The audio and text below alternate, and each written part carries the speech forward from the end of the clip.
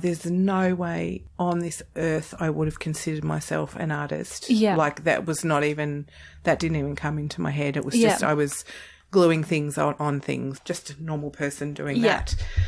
It took me about 3 years to say I'm an artist. Yeah. I felt like an imposter.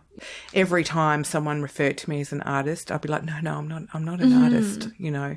Like I didn't deserve to be called an artist. Yeah.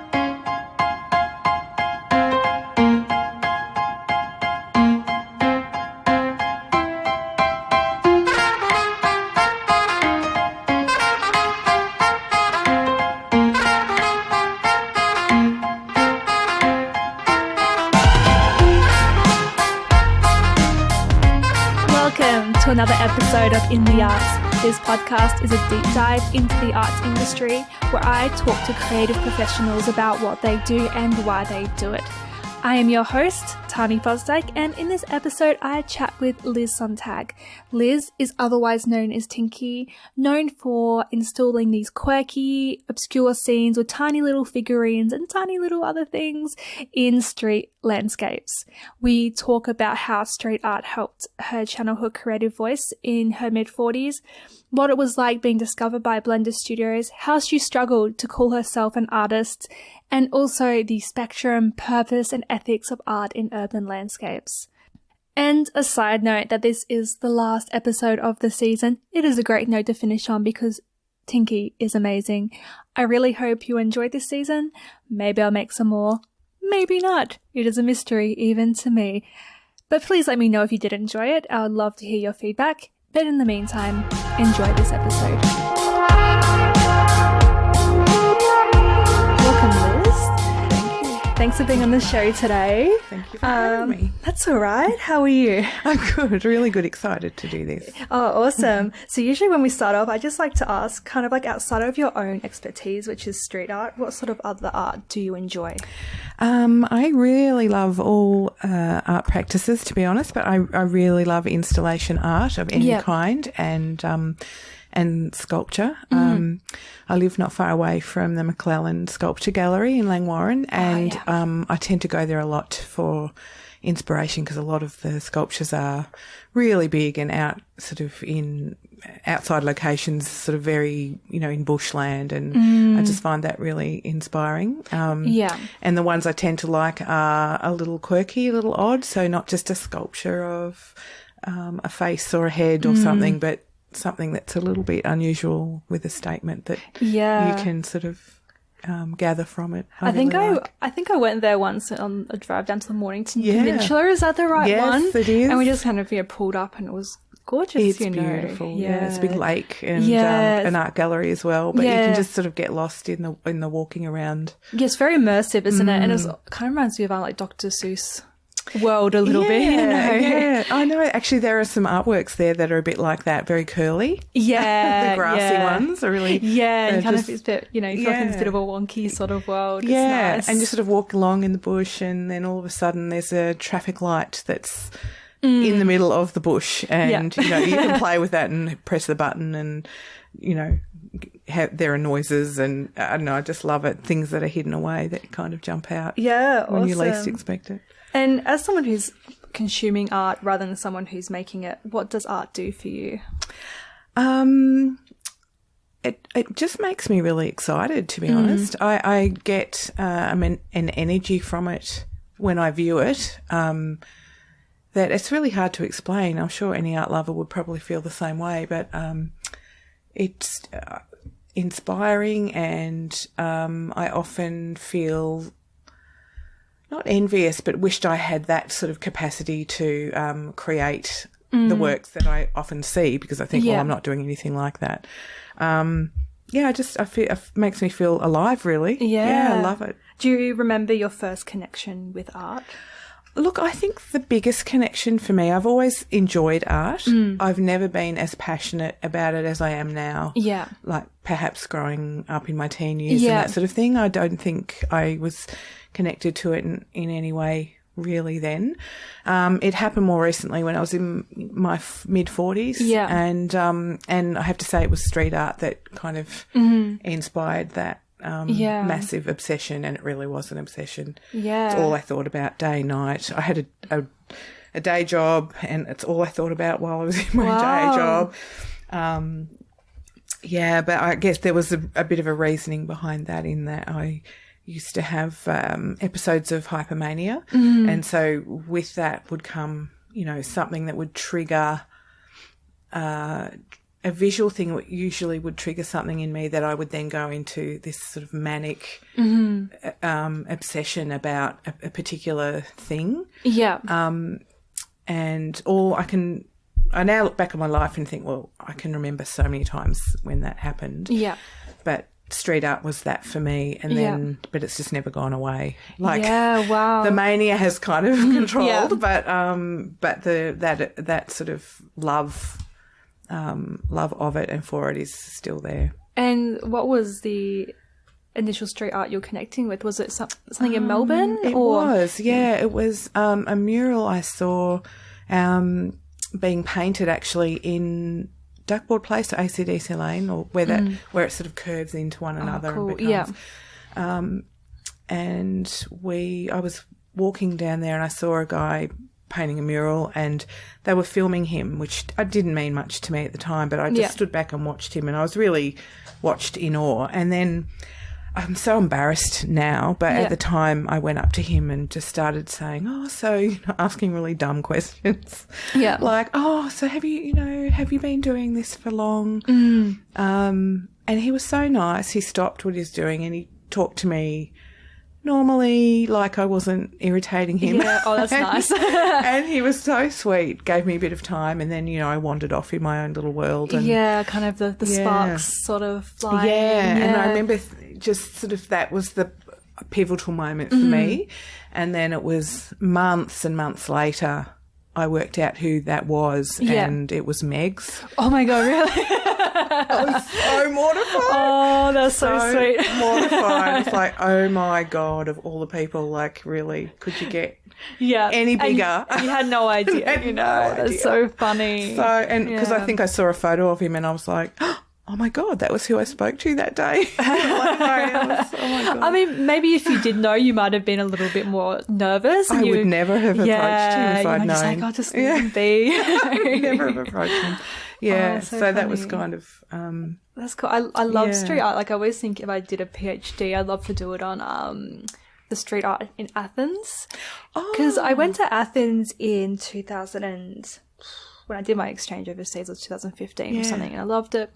Then I happened to go back to Athens in 2000 and early 2018. Right. And the city's just covered in graffiti. Like, it's only government buildings and very ancient sites that don't have graffiti on it. Yeah. Every building is touched with graffiti, and it's not actually bad. It's quite a lot of it's very beautiful, and it reflects that their financial crisis. Not many people have work, especially young people. So it's the young people are very restless and they're turning to the streets.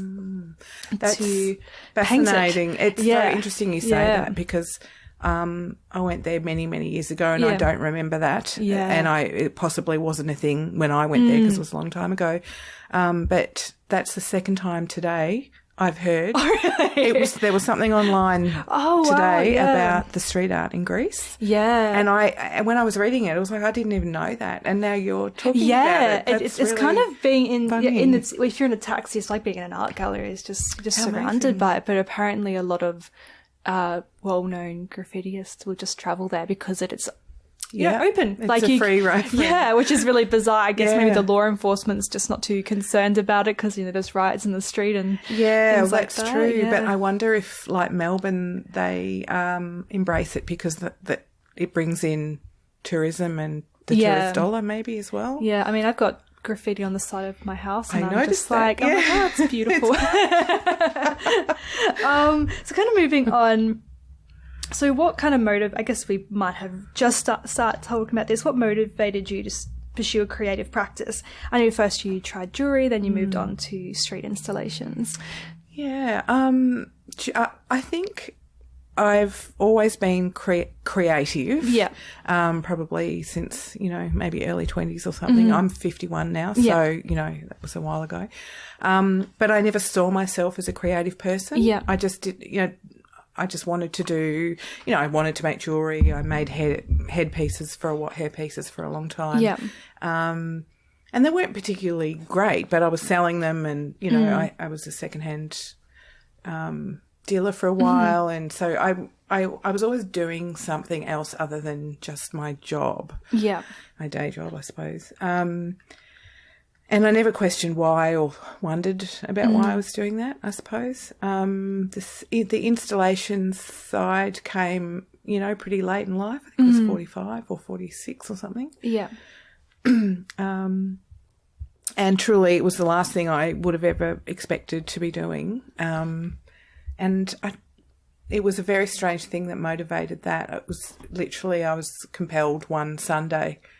I just got up, and admittedly, it was sort of during that sort of manic time where I was really fascinated by street art. Yeah. But I woke up one Sunday and said to my husband, we have to go to a trash and treasure market. Yeah. I'm not sure why, but I need to get toy soldiers and something else, but I don't know what it is. And my husband, Carl, he's awesome. He just was like, oh, okay. Just went along with it. Sounds like my partner. I'll be like, today I have to find a typewriter. Yeah. I'm going on Gumtree and I will find one and I will write a story on the typewriter today. Yeah. That's exactly it. So off I dragged him to the nearest trash and treasure market, which was actually in Frankston, because we live down the peninsula way. And I walked in, and the second stall, there was a lady selling 2 big jars of toy soldiers. It was unreal. It was like, wow. Oh my God. Okay, so I bought those. And I was there was like a real excitable sort of energy in me. I just remember really with purpose striding around that market going, I have to find something else. I don't know what it's going to be until I see it. And then I saw a big bird, which was probably, 6 centimetres tall. Yeah. Plastic. And he had his arms out in a funny way. Yeah. It just was a bit silly. Yeah.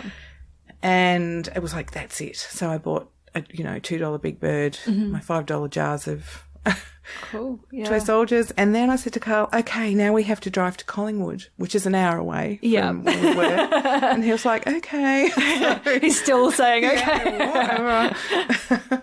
And drove to Collingwood, and I found a laneway. I said, look, I don't know. I just want to put something on the street. Yeah. I think it was also being inspired by street art. I know I can't paint or draw. Yeah. So I thought, well, maybe, I'll just do something silly. And so I put this scene up of the toy soldiers holding up Big Bird. And it kind of was really cute and silly, and I took a photo and it made me laugh. Yeah. And glued it all down on a windowsill near Backwards Gallery, as I now know. I didn't realise at the time, I don't think, where I was. And and from there, and I walked away from that thinking, well, tick, done. Cool, yeah. And then I think a couple of people photographed it, maybe a couple of street art photographers found it and photographed it. And then there was someone said, oh, does anyone know who did this? And then I put my hand up, and then that was it. Literally, that was the start of it. Yeah. Is it still there? No, I don't think it lasted all that long. Yeah. Probably a few days, maybe. Yeah. I mean, maybe you're quite lucky that it was the back of the gallery, because you'd be getting all these creative people passing by, and it, pops out to them, sort of thing. Yeah. And I really didn't realise at the time it was just like a cute laneway. Yeah. And it looked interesting because there were sort of, interesting little factory shops around there and that sort of thing. So, and then I think I saw, a little bit of a positive response to that. So I thought, oh, maybe I should do more of this. This is really fun. Just because you just get to wander around the streets and look at walls differently and windowsills differently. And they suddenly take a purpose. And then, that's right. And then I just took all my toys along with me everywhere I went. Oh, that's so nice. Yeah. I mean, it's so interesting. You said, you don't believe you've got natural artistic talent. Then you found this thing. Did you think this was like kind of the beginning of you finding you kind of had this like creative energy inside of you, and it was a way to start channeling that? Yeah, definitely. Yeah, I think I was trying to think back to how I really felt at that time. I just know that it made me feel like I was doing something interesting for me. I didn't so much think about what it would do or was doing for others, or whether it was doing anything at all. I think it was really more I was doing it to amuse myself. Yeah. And then as time went on, like sort of maybe in that first year or so, I could see I was just getting a little bit of a following for it, and I was like, really? Like, this is crazy. I think people love tiny things. Yeah, they do, I think. They do. I think there's a real thing for that. And initially I wasn't using miniatures like I am now. Yeah. It was just mostly like little tiny toys and small things. Yeah. Or, a farmer and a couple of sheep looking at a graffitied wall. Yeah. Like, it's kind of that strange... like a scene that would ordinarily be a farmer in a paddock, but he was in this urban environment and like his flock of sheep, in front of a graffitied wall. That sort of thing. Juxtaposition. And when did it start taking a bit more of a shape as, this is something I am doing, this is like my artistic practice? It happened probably after a year where there's no way on this earth I would have considered myself an artist. Yeah. Like that didn't even come into my head. It was just I was gluing things on things. That's all I in my head thought I was, just a normal person doing that. And then I remember getting a message from Doyle from Blender Studios, who I'd looked up to for a long time. Yeah. And Blender Studios in my mind was like the pinnacle of like, oh my God, that's where all the legends are, all these crazy people, these really interesting kind of I remember when when I was in Blender Studios a few months ago looking at an exhibition, and then they were like, you can come through the studios, and I was like, oh, I just feel too scared. Yeah, everyone down there is like amazing. I don't want them to talk to me. That's how I felt every time I went into Blender Laneway. I did a few installations there. And whenever I saw an artist come out of that studio, I would literally want to duck and hide because it was like, oh my God, it's a Blender artist. Yeah. And so I remember one day getting a message from Doyle, who runs Blender Studios, saying, hey, Punk, because he calls everyone Punk. Yeah. We're doing this festival. It was a street art graffiti festival 5 years ago or something. Do you want to come down and do some stuff? Yeah. And I read it and thought, A, Jesus Christ, it's Doyle that's messaged me. Yeah. And B, this can't be right. And so I responded to him and said, hey, Doyle, thanks. I think you've sent this message to the wrong person. Yeah. So in my mind, I was just totally didn't see what I was doing as artistic. It was just funny or fun or something. Yeah. And so it was that at that point I thought, well, hang on a minute, why is he he sees that differently than I do? Yeah. So I went along to that festival and I just did a few scenes in Loveland Lane and and I think it got picked up by a television station and they did a bit of a thing on it, and I was thinking, what the hell? What? This is nuts. Like I just totally, it blew my mind. And it continues to do that really because it took me about 3 years to say I'm an artist. Yeah. I just couldn't say that before. I just was, I felt like an imposter. Yeah. I really did. And every time someone referred to me as an artist, I'd be like, no, I'm not an artist, No. No, I'm not. And I felt like I didn't deserve to be called an artist. Or, I kind of thought I'm going to be found out any minute. Someone's going to find out I'm not an artist. Yeah. And what was your relationship with that word now? I'm really proud to say I'm an artist. I'm so amazing. Proud. Yeah. Makes me really happy to say I'm an artist. To embrace it. Yeah. Yeah. And I do now. Like I think, I can accept that now and happily say that. Yeah. And how do you think kind of, you were just doing these installations by yourself and they're a bit funny, then you started, became a bit more defined. How have you developed since? How did you get invited to become part of Blender Studios, and then how have you developed since being there? Yeah, well, again, I think I think I actually, at the risk of sounding like really corny, I did cry when Doyle reached out beautiful. Again on a message, and like I didn't know him. Like I'd met him at that festival, and I'd been to Blender maybe 7 times, and so I knew him very vaguely, you know, not really well personally at all, and so I got a message from him saying again, hey Punk, Blender's moving to Docklands.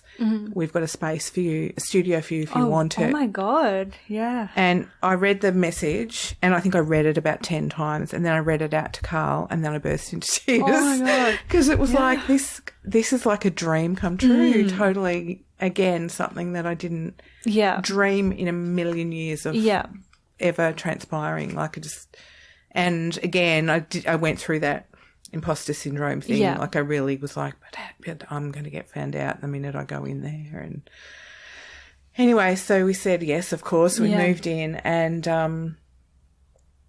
I remember the first day in there, once we'd set up the studio and everything was kind of all set up in place in my studio. I remember sitting there and looking at Carl and saying, what do I do now?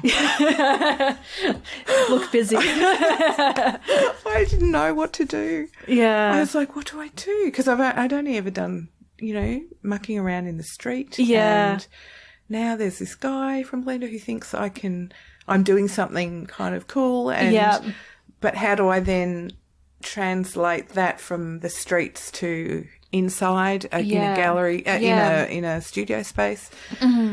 So I had to kind of almost relearn, or not relearn, I just had to learn how to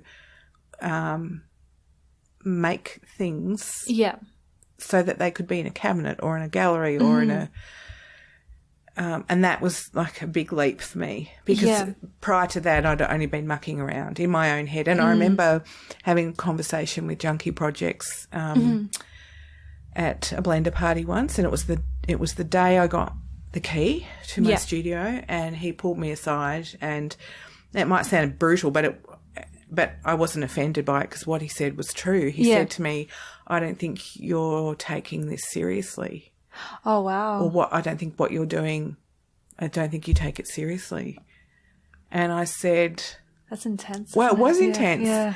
But I kind of thought, well, I won't get offended by it because it's true. I wasn't really, because I didn't see myself as an artist. So I thought at that point, well, okay, now I have to really change the way I think. Yeah. Yeah. So it was like a bit of a kick that I kind of needed, which is, it was good. It was good actually for him to say that. And how was it, you know, kind of displaying your work in a gallery for the first time after being on the street? God, that was ridiculous. Yeah. That was really... I was so scared. I was so nervous. I'd worked really hard for maybe 10 months to get a whole body of work together. Yeah. And it was it was really hard to put myself out there like that, because you're then not just doing it for you. You've got people there who are looking at your work and judging it, and like judging it in their own mind. Yeah. You know, sometimes there'll be, like there was an art critic there. There were people in the Melbourne art scene who really kind of have been around forever, and really people who I've looked up to and, you know, knew their names and things, collectors and what have you. And you just think, oh, my God, like what if no one likes it? Yeah. What if they just laugh at it and think, oh, this is like horse shit, you know, like what is this? Yeah. And... yeah, all of that. And I was just really scared. I thought, what if nothing sells? Yeah. Then I'll be a failure and I really won't be an artist. Like, I was so insecure about it. Yeah. And then on the night, this was my first solo exhibition, was at Off the Curb Gallery 2 years ago. Yeah. And then once I saw people, once people started coming in the gallery, it was like everything was fine. Yeah. I just lost all that nervousness and just had a really good time. And, yeah, you know, there were lots of people and they were positive and we had a really fun time. And it was overwhelming, but definitely it was really cool. Yeah, I mean, I guess it's a cliche, but you're always your own worst critic. And, yeah. But if people are coming to your show, there's lose my train of thought. There's already. Yes. I forgot the word already. Right. I forget words and things all the time. There's already an interest there and an admiration and a curiousness. And I guess sometimes people, when they come into exhibitions, are more interested in kind of exploring ideas than judging. In a way. I think, I think you're right. Like, I look at now when I go to exhibitions, I never go there to judge. Yeah. Never, ever. I just go there and to appreciate what someone's done. Yeah. You know, maybe hopefully to buy something. Yeah. Or to think about what they've done. Like, so yeah, you're right. I mean, it's a really self-indulgent thing to think in a way that, oh, you know, someone's going to be that purposeful to go there just to critique something. Yeah. But because you're right, I don't do that when I go and see people's shows. I never do that. Yeah. I never go, gee, they've let the side down there, haven't they? Yeah. I never do that. Yeah. And kind of like since you've grown in that as well, and now you've, you know, grown a following and you've worked with, you know, some galleries and also some bigger brands such Myers and Mecca. Yeah. How have you handled having, you know, kind of going from, you know, just intuitively going to the streets and making these things kind of for yourself and whoever finds them to working with bigger expectations? Yeah. I still look at that experience and think it was so surreal. I still kind of can't believe it happened because that came out of completely out of the blue when I got a call from Mecca, and that was it was a really interesting experience because, you know, I didn't know what was happening when I spoke to them on the phone, and then they asked me to come in, and it was all very Devil Wears Prada. Like, it was that kind of walking into this magnificent head office. It was a converted factory, and oh my God, it was just, I remember my head spinning when walking in there and still going in there not knowing what conversation we would be having. Yeah. They're like, can you please just put some like lipstick in your installations and I honestly we'll pay you some money or something. I didn't know. I thought maybe it would be maybe something to do with an ad or something. I don't know. I really didn't know. And then got shown to this beautiful boardroom or meeting room, which was all glass just from top to bottom, and a huge big like board table and two funky guys sitting at the end of the table, and I walk in with this gorgeous marketing manager there and sitting down, and I remember just thinking, what is happening? Like, is this a dream? It was so weird. And then there was that, well, I suppose you wondering why we brought you here today. So and then it all happened from there to get in my window, and that was crazy and exciting. But I still, it was such a shock. I didn't really take it in, to be honest. Yeah. It was just, sometimes it's like that. You just have to kind of chug forward. It's just like, totally like this. Yeah. How has this even happened? Yeah. I've forgotten what the actual question was. I've probably gone off on a tangent. I was just asking how you kind of deal with bigger expectations. But you kind of answered that, you know, you just going forward and, you know, not... Yeah, look, I sort of say I tend, the first 2 years I said yes to everything. Because I thought, no, I'm not, I'm going to put myself out of my comfort zone. I'm going to say yes to everything because you don't know when it's all going to stop. Exactly, and what it will lead to. And so, and that was... And I've done that now a few times where I've been totally out of my comfort zone. Yeah.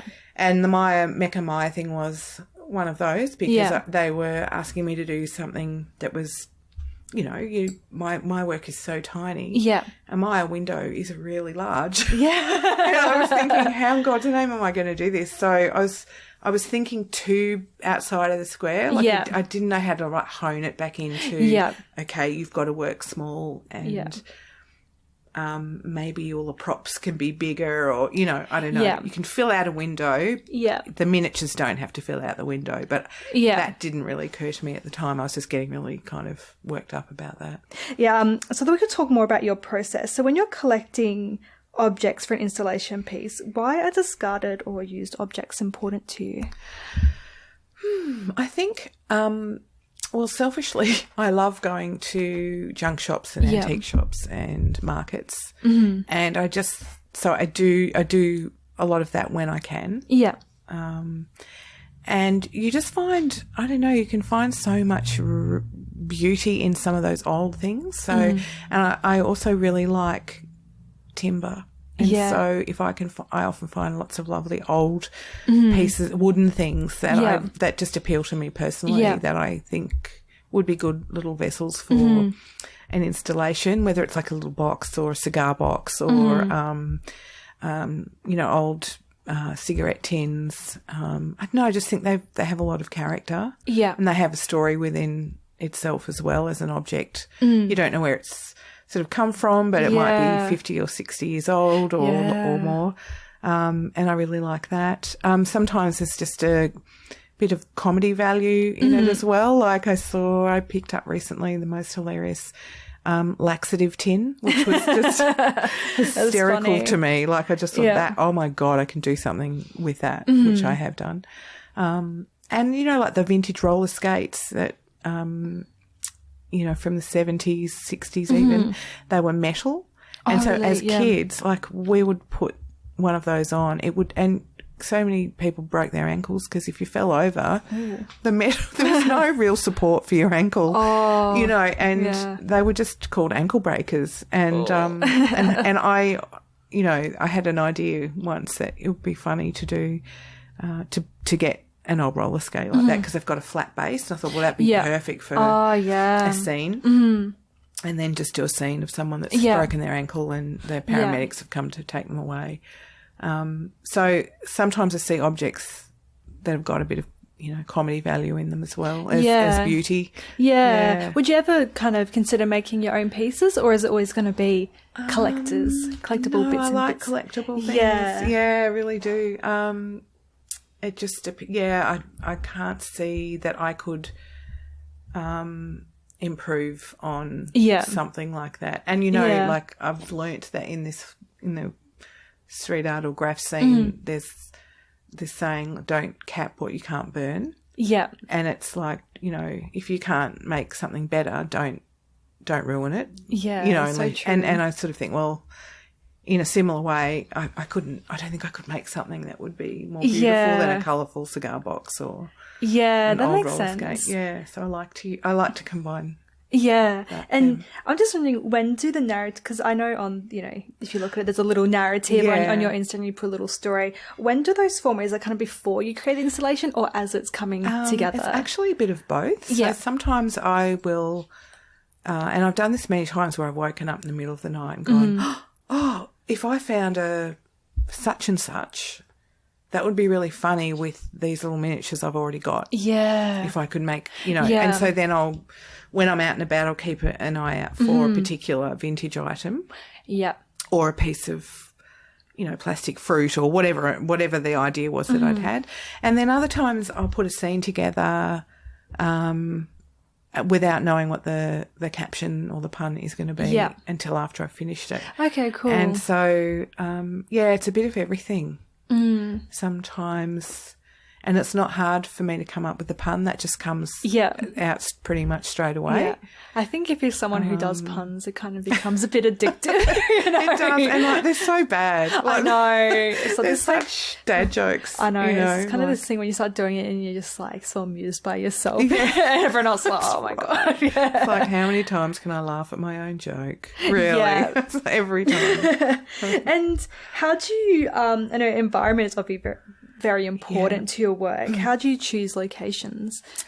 Well, I will walk around a lot. I suppose, I guess I have learnt to look at my immediate environment differently since I've been doing this. So it kind of doesn't matter where I am. I'm always looking down, up and, you know, for holes in the wall, but it has to sort of have the right feel. So it has to be like a gritty kind of nice brick, or you know, a nice drain, or I don't know.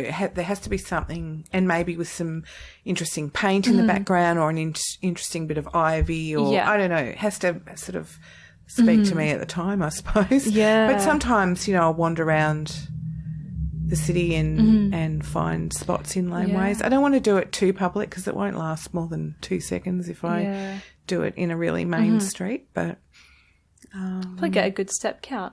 Like, I know. Walking around. I should wear one of those monitors. And like, if you're like, do you ever travel and like kind of install things where your little like weekend trips and stuff like that? I do. Yeah, I did that earlier this year in Bendigo. Got family in Bendigo that I went to visit, and I just did one thing there, which again created a bit of a buzz. Which, you know, who would think? It's just so funny to think that, you know, people. It resonates with people, and it's kind of cute.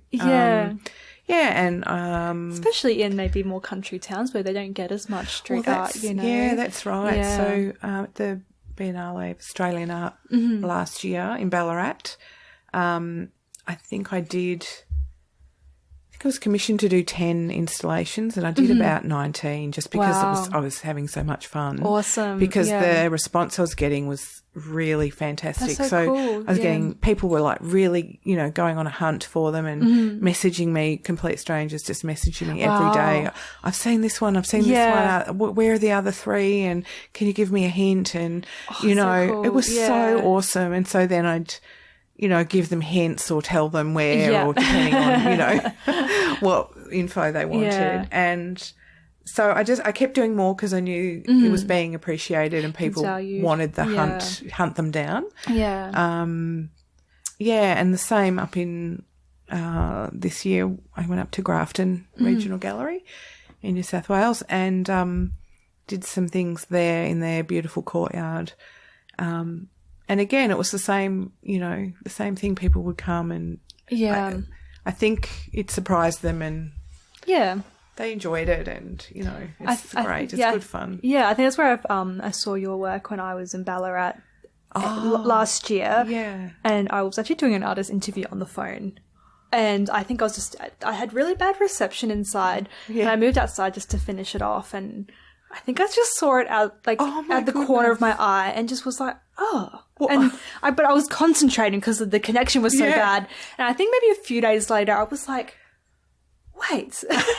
I'm like, was those little men inside that brick? Yeah, and then I totally forgot about it until I was researching you for this podcast, and I came across your profile, and I was like, That's hilarious. That's that, you know, it's, you know, an actual thing. Oh my God. It's just someone's actually doing this ridiculousness. Yeah, it just kind of like, you know, stayed in my memory. Oh, that's really cool. Yeah. How lovely. I wonder which one that was. Yeah. Maybe the boobs one where there was men in a brick. I think, yes, it was the boobs one. Yeah, outside a cafe. Yeah, that's right. Yeah.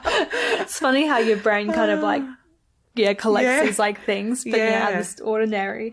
Like, that was like a good segue to kind of talk more about like what context your work exists in terms of, you know, the street art industry. And when you think of street art, I guess you think of, you know, these big installations or big sculptures. What do you think, you know, kind of is because you're obviously someone who's very passionate about street art. What do you think is kind of the definition and purpose of street art?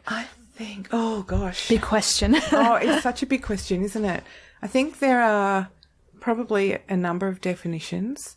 The purpose, I think, will be different for everyone. Although, having said that, so there's obviously some selfishness in it because you're doing something that you love that maybe you're good at, or you have a niche skill in doing. Yeah. So whether that's a mural or a stencil or a paste up or an installation, like various types of street art. I think the purpose is obviously to put your voice out there publicly, or whether it's your voice or your skill or, your sense of humour or whatever it be. I think. And what about for you? Where do you think you sit within that? Yeah. Well, initially it was very much for me. Yeah. And now I see it's much more about it's for others now. Yeah. So, yes, I still do it because it's fun and I love it. But one of the reasons why I love it is because other people get something from it. Yeah. So for me, it's about, maybe instilling that sense of joy in something for people that when they least expect it. Yeah. So for me, the purpose is to create and inspire joy. Yeah, really. that's beautiful. Yeah, that's for me anyway. And what do you think the power of in street art is compared to more institutionalized artwork that is made to exist inside a gallery? Yeah, I think it's so different, isn't it? Like I've spoken to a lot of my friends at Blender and outside of Blender who have studied art and have got degrees in fine art, and many of them have said how the institution of an art academy or a university or studying has almost smashed that will out of them. Yeah. So it's quite, that's obviously I haven't got a degree in art, so I can't talk to that personally. But I think with street art, it's you've just got no boundaries really, unless you're doing something in an illegal spot, you're risking getting caught. For me it's different because I'm just using glue, so I never have to worry about that. But for a lot of my friends who are doing who are painting and stenciling, that is obviously a consideration for them. Your good friend Megs. Yes. My bestie. Yeah.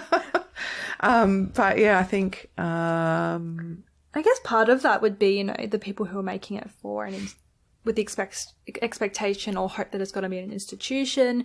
They're kind of trying to appeal to, curators and creative directors and also more of an artsy crowd who might come into the gallery. Maybe is becoming more intellectualized or trying to play towards more of a history of art canon and trying to place themselves within that. But then with street art, your audience is kind of, everyone, anyone, but also... It's interesting though, because you can look at certain street artists like Elk, for example, Luke Cornish, who, I look at his work when he was doing, heaps in the street in Melbourne, and I was just so obsessed by his work. I loved it, and I would try and hunt it out.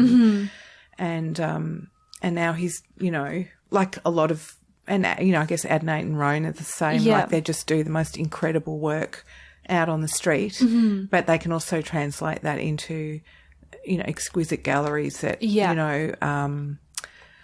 sell that work for, $10,000 or something. Yeah. And yet the same stencil can be on the street to be viewed by everyone. So it's kind of interesting. I find that really interesting. I think it's great that it serves two purposes. So you've got the everyday viewing public who either appreciate it or don't, and then you've got the more fine art I guess, viewers. Yeah, that's so true. Yeah, so because you get people it's the who same might, art. Yeah, exactly. But will have like two completely different perceptions. That's right. Yeah, that's so interesting. And actually, what's interesting, what I've really come to notice lately is how once you put a value on art, it changes everything. So, and that's the same with a lot of theft of art, for example. Yeah. Or certainly, if someone tries to, take a paste up off the wall or, my installation or whatever, someone's taking it. Well, actually, Will Coles is a really good example of that with his installations. I think he uses some super, super duper industrial strength something or other to glue his installs down. So that's impossible really to remove them. Take. But the fact that, once someone sees that piece in a gallery and that there's a value attached to it, then there's suddenly a value attached to it on the street. Yeah. Do you think that kind of has something to do with some of the street artists who get a big name for themselves as well? I'm kind of thinking of, classic example of Banksy. Yeah. I did my university exchange years ago in Bristol. Oh my God. Which is wow. And I remember just on my first days when I moved there, I was just wandering around and got a little bit lost when I was like walking behind a warehouse and looked up and there was, you know, this Far out. girl with the pearl earring. And, you know, I was like, oh, okay, maybe that's a Banksy. What? Are you serious? And I went home and I Googled it, and it had been done like 2 days before. So I hadn't actually heard of it yet because, you know, it wasn't in the public, you know, sort of conscious. And so, oh my God, that blows my mind. Yeah. So 2 days before you could have been there when he was doing it. Yeah. You could have just walked True. And then, you know, that changes meaning in my mind, because it kind of went from just, you know, random installation to, oh, that's, you know. That's our Banksy. Yeah, very notorious. And then, but, you know, at the same time on the walk to Bristol Uni, in the main street, there is the, two of his works, which is the one where the man's falling out the window and the other one with the girl with the balloon. Yeah. But, you know, they're like right in the public view. It's more showing off than anything else. And it's, you know, that's Banksy. Yeah. You know, it was all about that's his work. Yeah. Rather than having any sort of other meaning about it. Yeah. Yeah. It's a Banksy. It's a Banksy. Yeah. It's a Banksy. And that's pretty much how we talk about his work, isn't it? Is it a Banksy? Is it a real Banksy? Is it a Brent? Is it? Oh, it's a Banksy. Yeah, it's funny. I think with street art, certainly the premise behind it is, you are positioning something with the viewer in mind. Yeah, you know, so often, I think more often than not, anyway, you're doing that because you want it to be seen. Yeah. And maybe discussed or photographed or whatever. So I think with street art, there is definitely something behind the placement of it. Yeah. Yeah. What do you expect from your viewer? I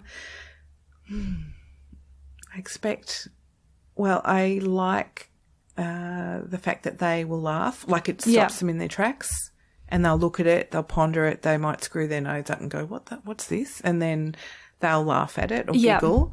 So that's I mean, expectation's a funny word, but that's what I hope. That, your hope for the viewer. Yeah. And sometimes, you know, occasionally I've stood back, this was more early on too, and just tried to hang around and see if somebody notices something. Mm-hmm. And, of course, it's really kind of funny when people just walk past and you know that they've walked past something that they haven't noticed, like something like an otherworldly little scene. Yeah. Because to me, those characters actually have their own personalities. So when I've put something together, I actually see it as something that's happened or happening. Spend so much time with them as well. Yeah. So they have, you know, they have names, they have a backstory to me, which no one else will hear about. But for me, I have a whole scenario in my head going on. Yeah. And so when people walk past it, it's almost just as thrilling as when people see it, because it's like, oh, I know a secret. I know something you don't know. And also, how do you kind of deal with the fact that you're like, you know, your street art is temporary as well? You know, it can be destroyed. It can, you know, you're saying these people, you know, the characters, you know, have stories to you, but then they can kind of just be, you know, destroyed as well. It's like when Gary's taken off, you know, a lemon. That's so funny. So I often hear myself saying, oh, you know, street art's ephemeral and it's not, you know, it's there to be temporary. And, you know, once I've heard myself saying it so many times, once I've put it on the street, it doesn't belong to me anymore, belongs to the street and da-da-da-da. But then when I hear it's been swiped or it's not there anymore, there is a part of me that goes, oh, God damn it. Yeah, you know, people, like, I give you one nice thing and you just can't have nice things anymore. So, you know, I like to think that I can walk away from it, but sometimes I do get a little bit, you know, oh, bugger, that's a shame, but mostly because it just means other people won't see it. You know, like there are more people that might have gotten a bit of joy out of it that won't get to see it. Yeah, I mean, don't know if that's... it'd be really interesting to know what your perception of the public has been, because obviously you're kind of like wanting to, you know, bring joy to people, but then also people destroying your work. So kind of like, has your opinion of people changed? No, it hasn't. It hasn't really. Another artist actually once said to me, you know, you can view it two ways. You can be annoyed about it. Yeah. Or you can be flattered that someone liked it enough that they wanted to take it home. So it's like, That's true. That's a good point. Yeah. But often with that stuff, you don't ever get to take it anyway. The figurines often break because they're glued down with a really big glue. They often break in the process. So it looks like someone's wantonly destroyed it. It could actually be that someone's tried to take it and just broken it in the process. Yeah. But yeah, I try not to be too precious about that. You know, it is what the it street. is. Yeah. Yeah. I mean, it kind of, it is permanent in a way because you do put like, you know, pictures online. Yeah. So, you know, it has like two sort of existences. So how does your work's reception differ online compared to its existence on the street? Well, that's interesting. I suppose on the street I don't get to see the reaction unless, you know, I hang back for 20 minutes or something. With the binoculars. Yeah, that's right. That's right. Yeah, and I've got my tent set up in the laneway. So online it's really cool because I've got all these really great followers who interact with it with the pun. Yeah. And I love that. So it cracks me up. So often, I'll put the photo up and the pun. Yeah. And then, you know, there'll be people that just put their own pun in or add to that pun. And cool. I just love it because it's that way. It's kind of, they feel like it's, well, I like to think they feel like they're part of that as well. Yeah. Because it is for everyone else. Yeah. Yes, I get a lot out of it myself. Yeah.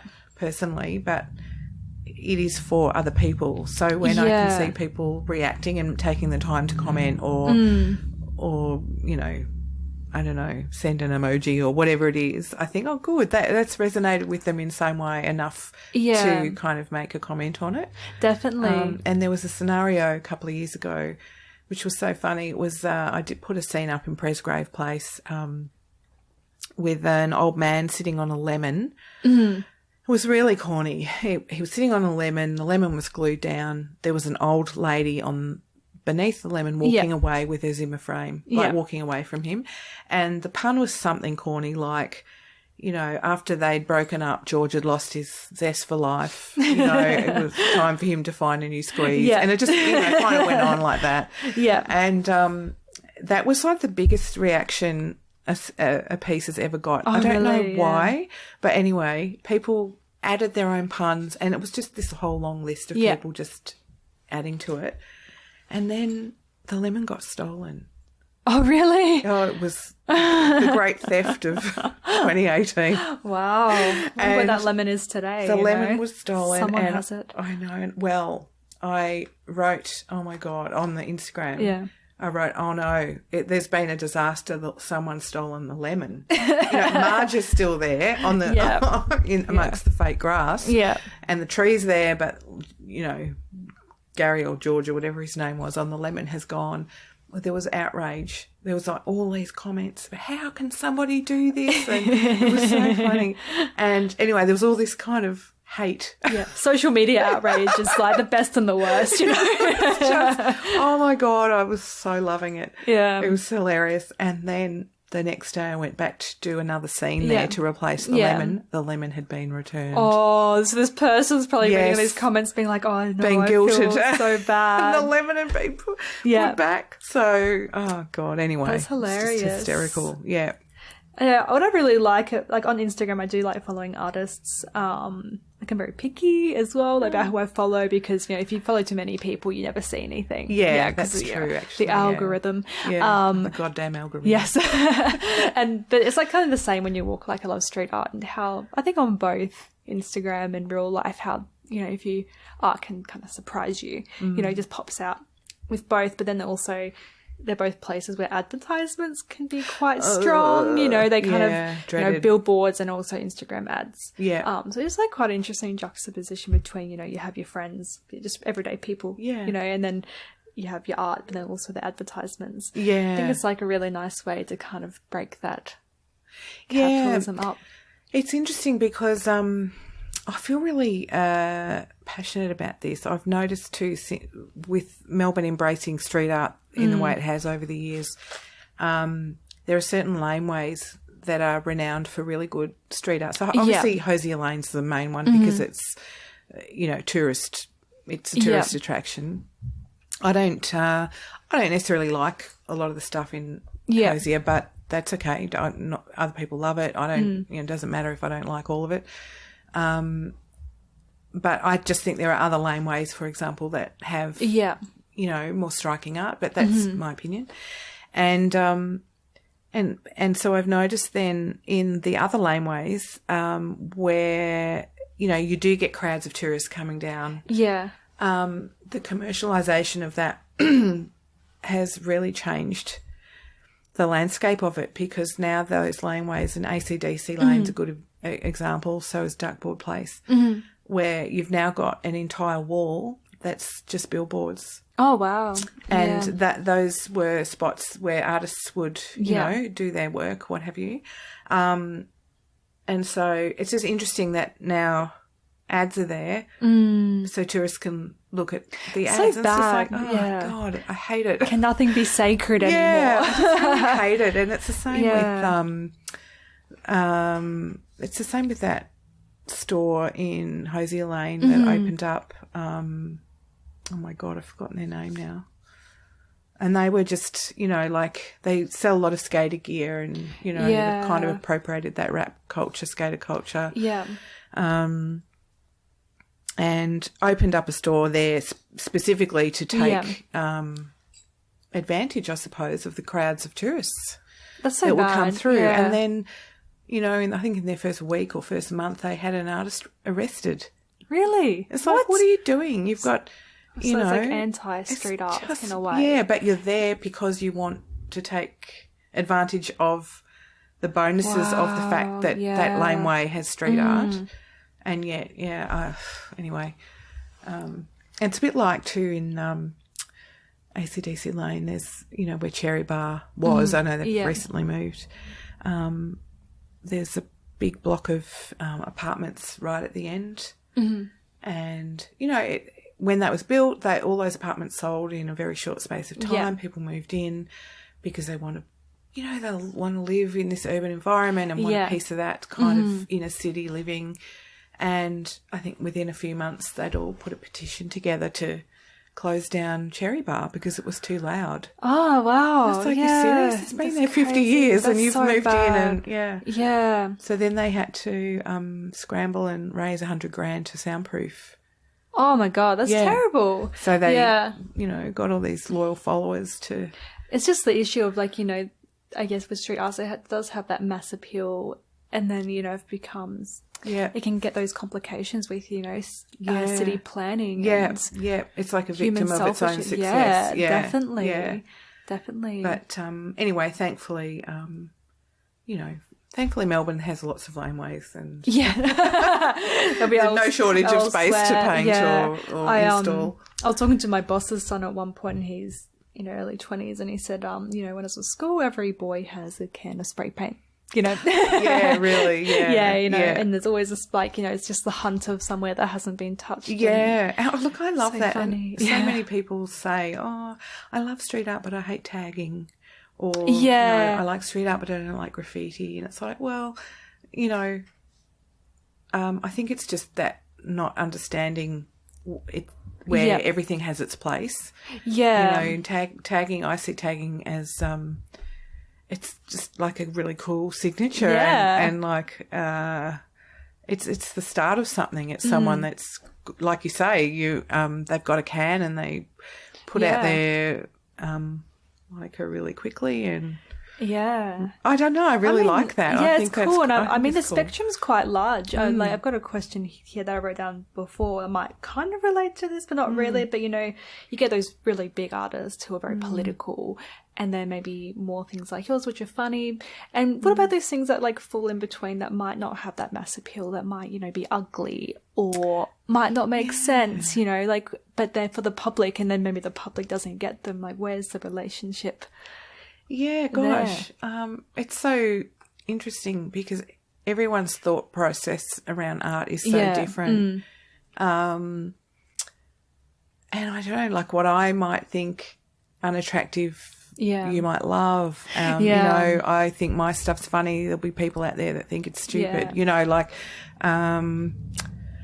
it's hard to know where things stand really in the public sphere. Like, especially when it's getting consumed by everyone. Yeah, street art that's right. Yeah, I mean, it's like going into a gallery. We're not all going to love the same pieces of art. Yeah. And I think the same could be said on the street. Yeah, that's true. I mean, when I was going through Athens, I was just like, oh my God, so cool. Like, this is just such a cool, like, you know, sense of the, like, you know, culture at the moment, the restlessness and the politics, blah, blah, blah. But then I might be going through Brunswick and I'll be like, freaking tagging. Yeah.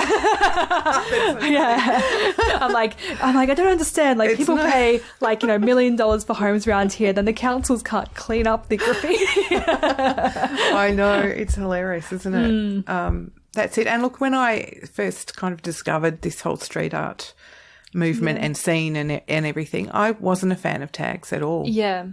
I didn't get it. But then the more I learnt about the history and I see it as a really important part of that whole urban landscape. I think it's just as important as a mural, or it might not be aesthetically as beautiful or whatever, but I still think it's just as important. Yeah. Interesting. And it's adding value to our lives, I guess, and you know, just and there'll be up. That's right, and there'll be other people that really love it. You know, it's whatever. We all have things that speak to us differently, I suppose. Yeah. Yeah, I think we should close on that. That's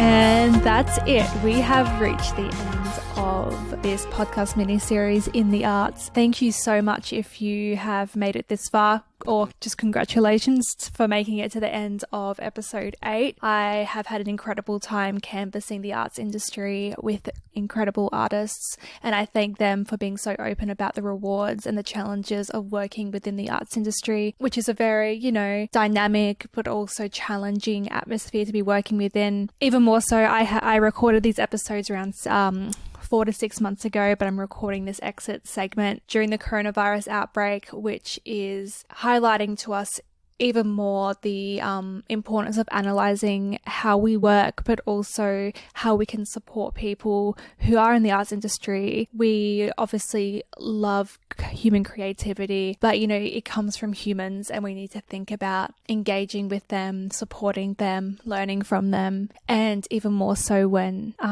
we're going through a really challenging time as a community. These people are so important. So find a way to engage, support, even just send your favorite artist a Instagram message to say, hey, I love your work. Thank you for doing what you do. So yeah, thanks for listening. Hope to see you on a sunnier day.